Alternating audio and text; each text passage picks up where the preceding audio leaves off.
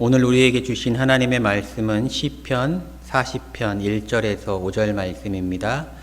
내가 여호와를 기다리고 기다렸더니 귀를 기울이사 나의 부르짖음을 들으셨도다. 나를 기가 막힐 웅덩이와 수렁에서 끌어올리시고 내 발을 반석 위에 두사 내 걸음을 견고하게 하셨도다.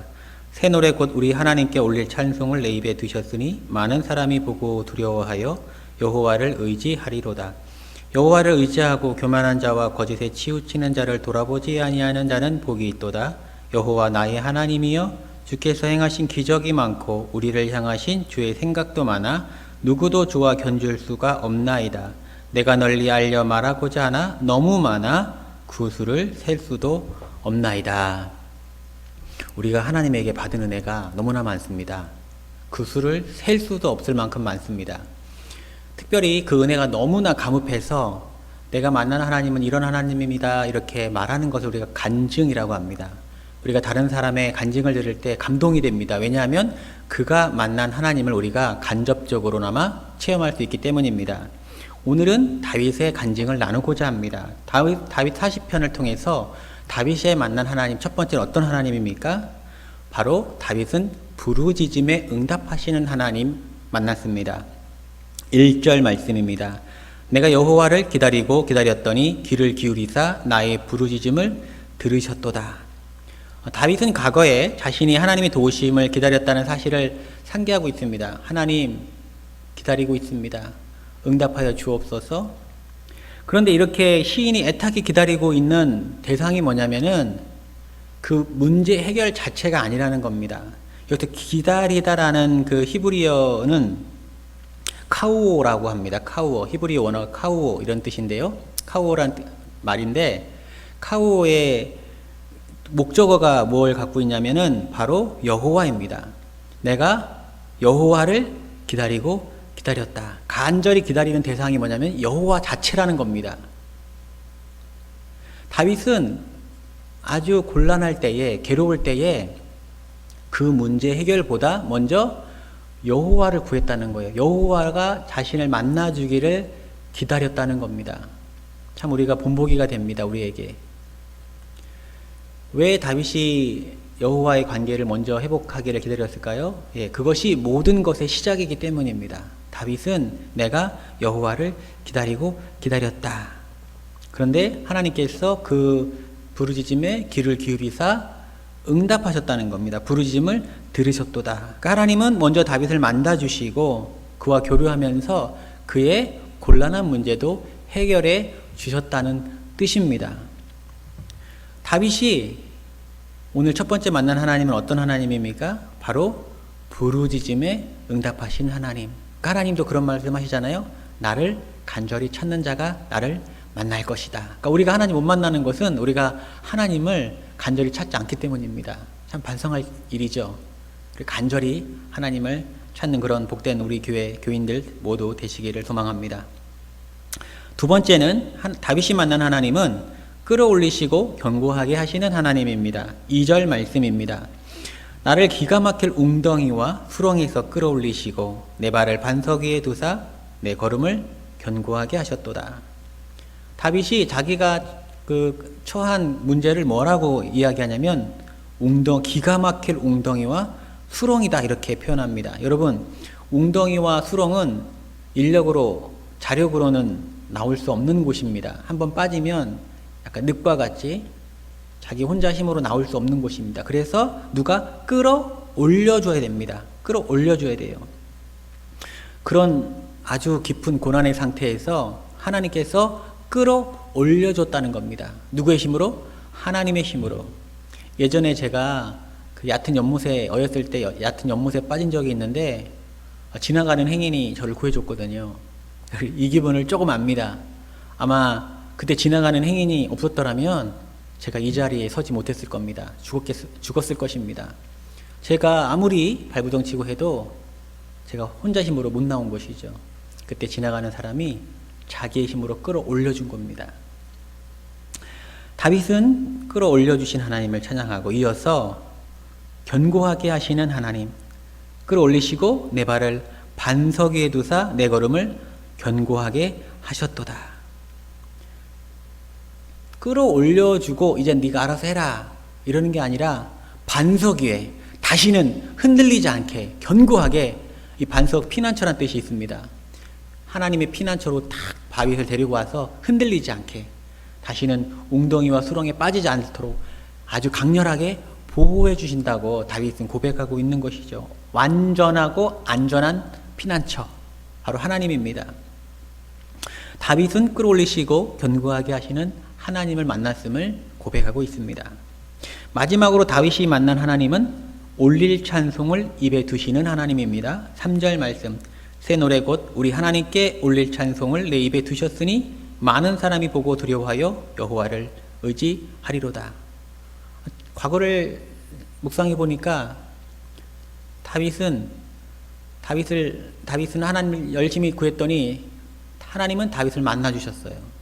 그리고 수렁과 웅덩이와 수렁에서 그를 건져 주셨고 반석에 두셨습니다. 그런데 그 행하신 일을 다윗이 찬송했겠죠.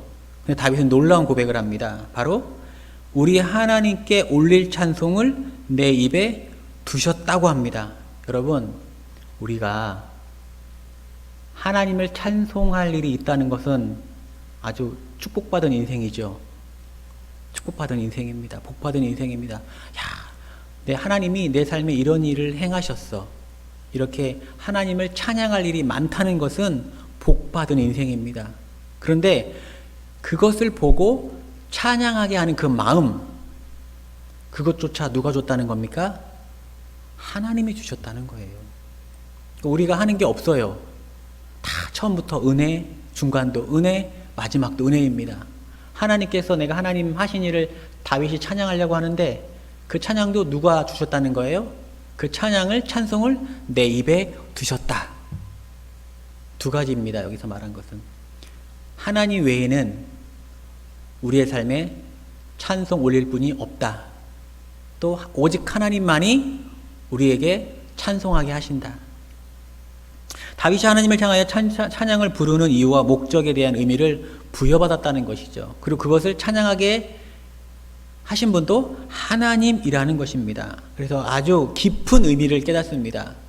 다윗은 영성가도 같아요. 이런 것을 다윗 시편을 가만히 보면 단순하지 않습니다. 참, 그래서 다윗은 아주 놀라운 영성가입니다. 대단한 영성가입니다. 다윗이 말한 것처럼 올릴 찬송을 입에 두시는 하나님을 다윗은 만났습니다. 그래서 이런 과정을 통해서 다윗은 이제 감탄합니다. 4절 5절, 여호와를 의지하고 교만한 자와 거짓에 치우치는 자를 돌아보지 아니하는 자는 복이 있도다. 여호와 나의 하나님이여, 주께서 행하신 기적이 많고 우리를 향하신 주의 생각도 많아 누구도 주와 견질 수가 없나이다. 내가 널리 알려 말하고자 하나 너무 많아 그 수를 셀 수도 없나이다. 하나하나 묵상해 보니까, 자기의 삶을 하나하나 돌아보니까 여기도 하나님의 은혜, 저기도 하나님의 은혜, 지금도 하나님의 은혜, 어제도 하나님의 은혜, 내일도 하나님의 은혜가 기대가 되고 소망이 되고, 이게 너무 많다는 거예요. 어느 정도로 많습니까? 셀 수 없을 정도로 많다. 은혜네, 은혜네, 은혜다. 은혜다, 은혜네, 은혜다. 셀 수가 없을 정도로 은혜를 꽉 차 있다는 겁니다. 이게 무슨 말입니까? 은혜가 많다, 셀 수 없을 정도. 여러분, 삶 자체가 하나님의 은혜라는 겁니다. 할렐루야. 비단 다윗의 이야기일까요? 아닙니다. 우리도 마찬가지입니다. 우리의 모든 삶이 하나님의 은혜로 가득 찼다. 하나님이 베푸신 기적으로 가득 찼다. 동일합니다. 하나님께서 우리에게 베푸신 기적과 은혜도 너무도 많습니다. 다윗의 고백처럼 그 수를 셀 수도 없습니다. 그러니까 설교하러 올라오기 전에 저희가 경건의 가족 경건의 시간을 가졌습니다. 다 아내도 함께 하고 아들 딸도 함께 하고 해서 종이를 펴놓고 네가 느꼈던 하나님이 올해 베푸신 은혜 기억나는 거 얘기해봐라. 적고 또 아내가 얘기하고 아들이 얘기하고 또 제가 적고 딸이 얘기하면 또 제가 적고 딱 적어서 12개 기도 제목을, 감사 기도 제목을 싹 간추렸습니다. 그래서 야, 내가 아빠가 읽을게. 그래서 읽어주고 찬양을 틀어놓고 우리 잠시 이 기도 제목, 감사 기도 제목을 가지고 각자가 찬양이 끝날 때까지 감사기도 하자 해서 이렇게 찬양 틀어놓고 피아노 찬양 틀어놓고 감사기도 했습니다. 얼마나 행복했는지 모릅니다. 아니 감사기도 적어놓고 하나님께서 베푸신 기적을 적어놓고 기도하는데 얼마나 행복했겠습니까, 여러분? 그리고 찬양이 끝나고 아내가 마무리 기도하고 경건의 시간을 마쳤습니다. 오늘 다윗의 간증을 묵상하면서 우리는 다윗이 만난 하나님을 간접적으로 체험했습니다. 응답하시는 하나님, 건져주시는 하나님, 찬송을 부르시게 하시는 하나님. 여러분도 감사의 시간을 가지시기 바랍니다. 개인이 이렇게 묵상을 해도 무방하지만은 가급적이면 가족들이 모여서, 친한 공동체이면 가족끼리 모여서 종이 한 장 펴놓고 감사기도 제목 이렇게 해서 아빠나 엄마 한 명 대표가 해서 이렇게 적게 합니다. 자녀가 적어도 참 좋겠네요. 그렇게 해서 그거를 같이 나누는 거죠. 나누고 꼭 감사기도하는 시간을 가지시기 바랍니다. 하나님이 베푸신 기적을 세어보십시다. 그 시간에 하나님의 임재를 충만히 경험할 것입니다. 사랑하는 성도 여러분, 하나님은 우리와 늘 함께하고 계십니다. 기도하겠습니다. 하나님 아버지, 감사와 찬양을 드립니다. 삶이 기적이고 그 기적의 중심엔 하나님의 은혜가 있습니다. 알게 하셔서 감사합니다. 우리가 입술로 고백하게 하시고 스스로 적어보게 하시고 다른 사람에게 말함으로 하나님을 찬양하게 하여 주옵소서. 하나님 홀로 영광받아 주옵소서. 이 모든 말씀 우리 주 예수님의 이름으로 기도드렸사옵나이다. 아멘.